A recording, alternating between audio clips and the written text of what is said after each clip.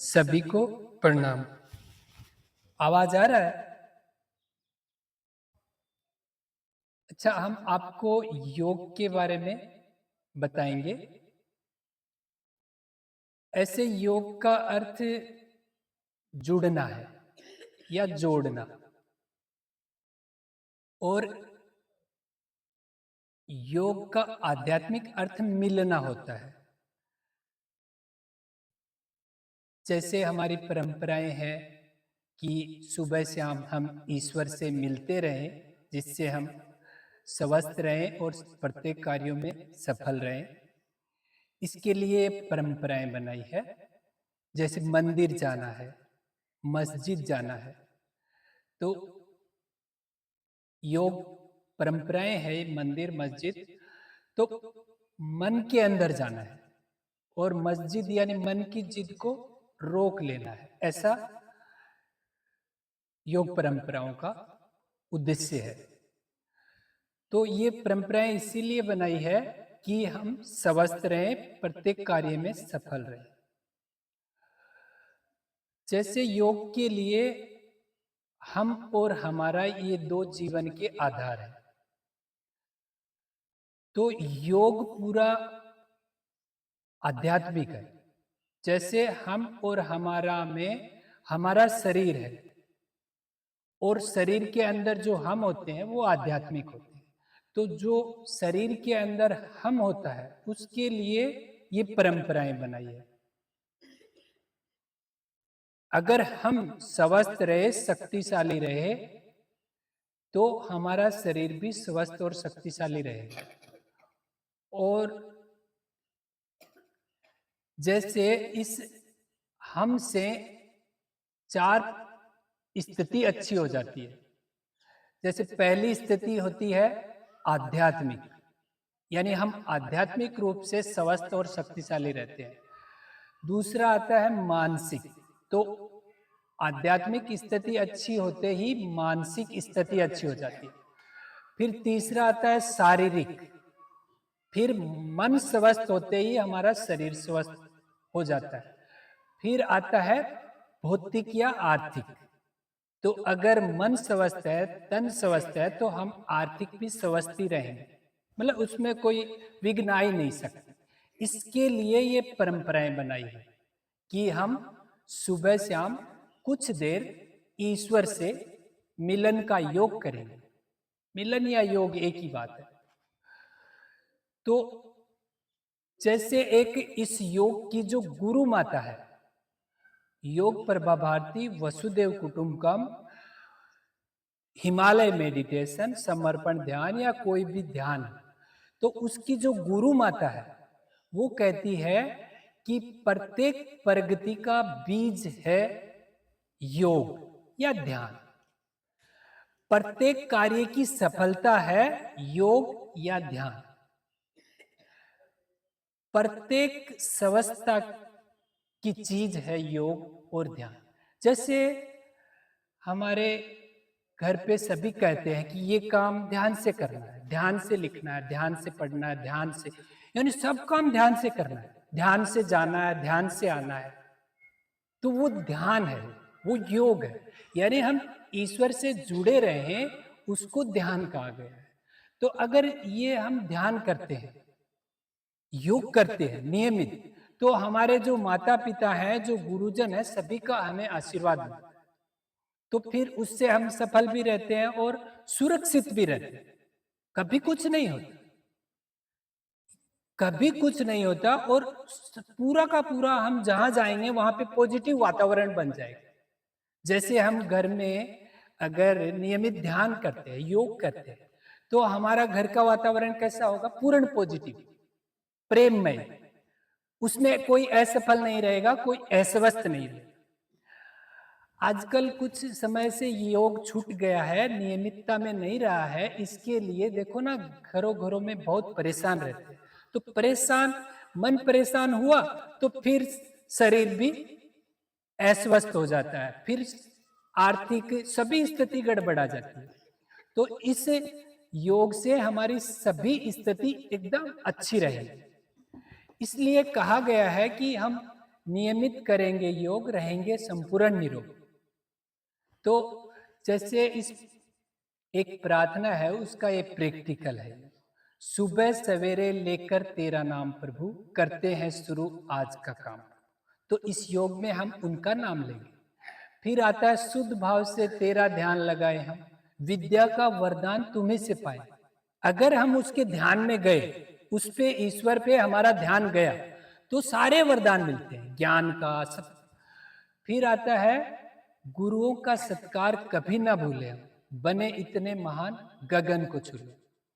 तो हमें गुरु को समझना है, गुरु एक हमें विकसित करने वाली पॉजिटिव ऊर्जा होती है, जो सभी गुरुजनों में होती है, सभी माता पिता में होती है।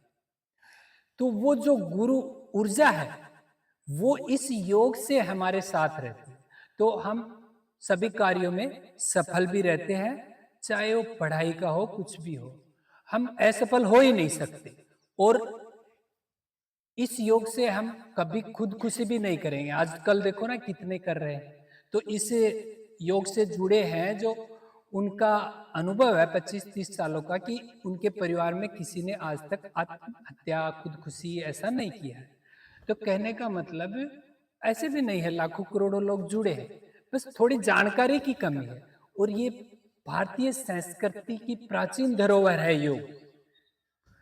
तो अभी हम वो योग करते हैं, जैसे माता पिता पहले गुरु, फिर विद्यालय के सेकंड गुरुजन में आते हैं, फिर आध्यात्मिक गुरुजन। लेकिन सभी में गुरु ऊर्जा एक ही काम करती है, हमें विकसित करने का ओनली।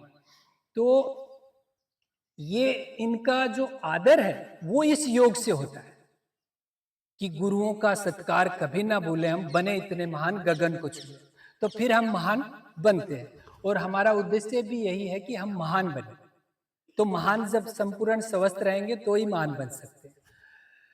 तो ये जो माता पिता और गुरुजन हैं, इनको हमारे शास्त्रों में, भारतीय संस्कृति में देवी देवता कहा गया है, देने वाले। ये हमें पॉजिटिव ऊर्जा देते हैं जो हमें विकसित करती है, तो इनको देवी देवता कहा गया। और इनका आदर भी इस योग से ही होता है। वैसे हम इतना नहीं कर पाते, लेकिन इस योग से हमारे अंदर पॉजिटिव ऊर्जा मिलती है, वो हमसे आदर करवाती है और हमारा भी आदर करते हैं। जैसे माता पिता गुरुजन हमारा भी आदर करेंगे और हम भी उनका आदर करेंगे। तो इसके लिए अभी हम 5 मिनट का वो योग करेंगे। जैसे आराम से एकदम रिलैक्स बैठ जाना है, और जो हम और हमारा है, हमारा जो शरीर है, उसको रिलैक्स छोड़ देना है, एकदम रिलैक्स। क्योंकि जो देखो, इसका शॉर्ट में योग में थोड़ा सा बताना चाहूंगा कि 8 स्टेप आती है योग की। यम, नियम, आसन, प्राणायाम, प्रत्याहार, धारणा, ध्यान और सिद्धि। तो यम यानी जो भी हमारे लिए अनुचित है उसको छोड़ देना। फिर नियम, जो भी उचित है, अच्छा है, उसको अपना लेना। फिर आता है आसन। तो आसन, जिस आसन में हम ईश्वर से योग कर पाए, उसको आसन कहा गया, जैसे सुखासन है, वज्रासन। फिर आता है प्राणायाम। जैसे ही हम योग करते हैं तो हमारा प्राणायाम हो जाता है। प्राणायाम यानी सभी नस नाड़ी शरीर पे नियंत्रण, उसको प्राणायाम कहा। फिर आता है प्रत्याहार, यानी प्रत्येक आहार के प्रति हम जागरूक हो जाते हैं। प्रत्येक आहार, जो अच्छा पढ़ना, अच्छा लिखना, सब हम अच्छा अच्छा करने लग जाते हैं इस योग से। फिर आता है धारणा।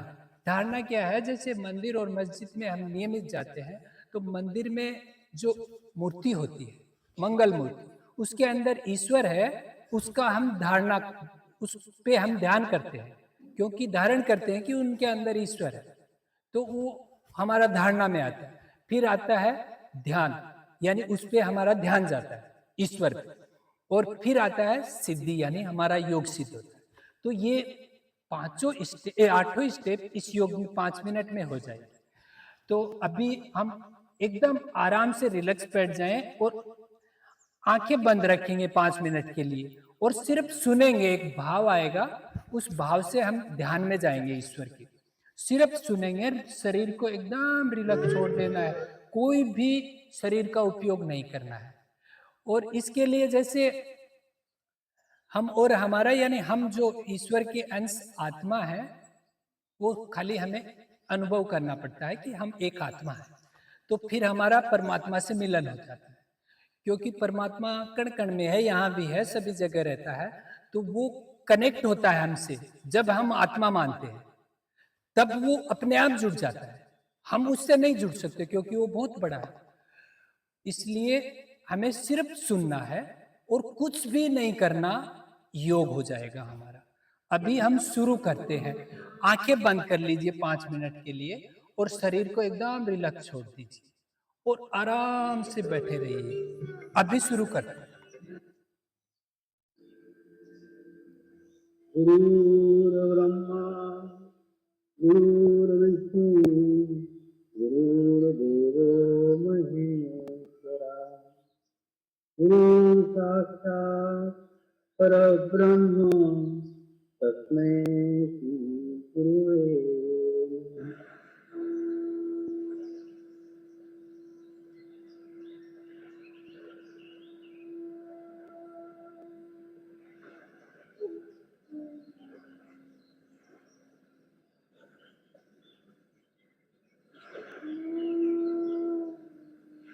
नमः। ध्यान की शुरुआत करेंगे।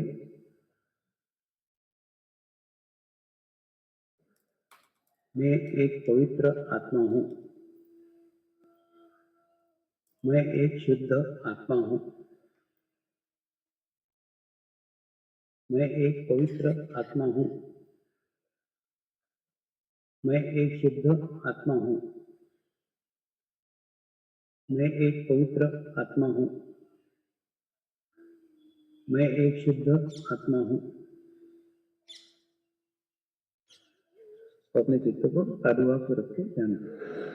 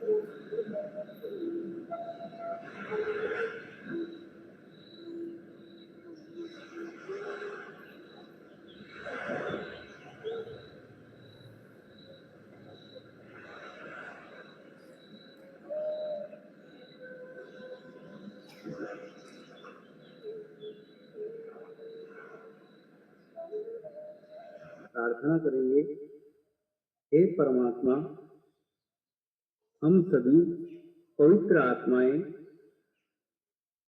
आपको हृदय से प्रार्थना करते हैं कि सारे विश्व में शांति हो, सारे विश्व के आत्माओं की आध्यात्मिक उन्नति हो एवं सर्वांगीण उन्नति हो। यही हम सब आत्माओं की शुद्ध इच्छा है। शांति पाठ करेंगे। ओम जो शांति अंतरिक्षगम शांति पृथ्वी शांति रापः शांति रौषधय शांति वनस्पतयः शांति विश्वे देवाः शांति ब्रह्म शांति सर्वगं शांति शांतिरेव शांति क्षमा शांतिरेधि। ओम शांति शांति शांति सर्वारिष्ट सुशांतिर्भवतु। नमस्कार करेंगे। नमस्कार, सभी को प्रणाम। आंखें खोल सकते हैं। जिन्हें भी अच्छा लगा हो, जिन्हें भी अच्छा लगा हो, हाथ का इशारा करें ऐसे।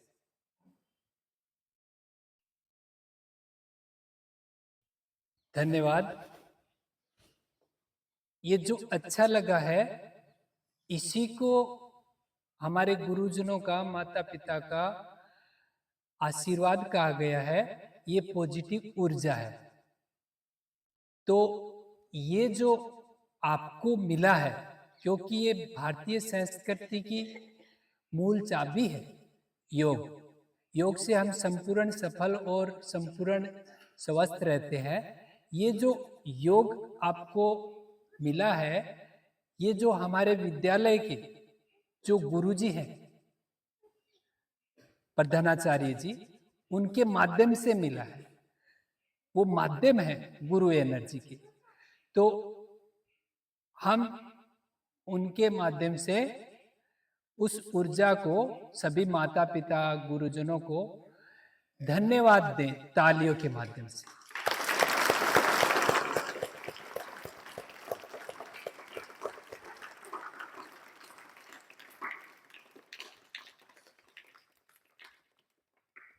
ये जो योग मिलता है वो बड़े खुश नसीब होते हैं, क्योंकि हम हमेशा सफल रहेंगे। हमारा जो भी टारगेट है, जो भी, यानी प्रत्येक उन्नति का, प्रगति का बीज है ये।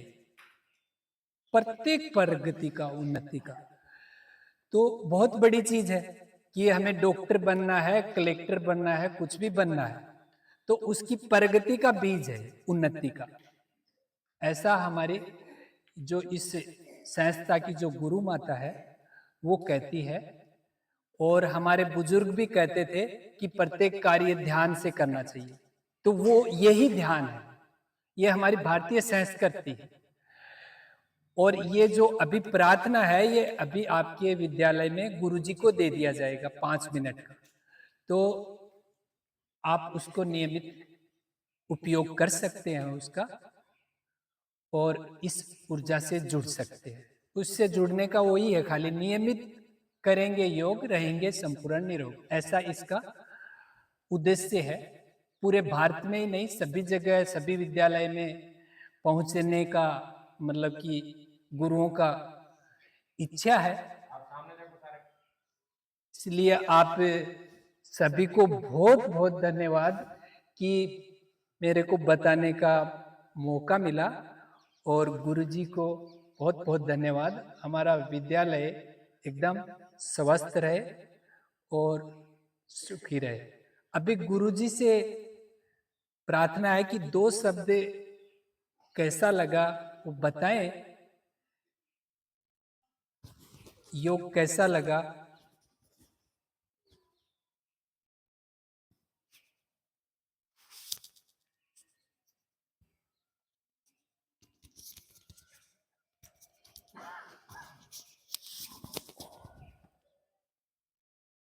सबसे पहले तो इसमें चलो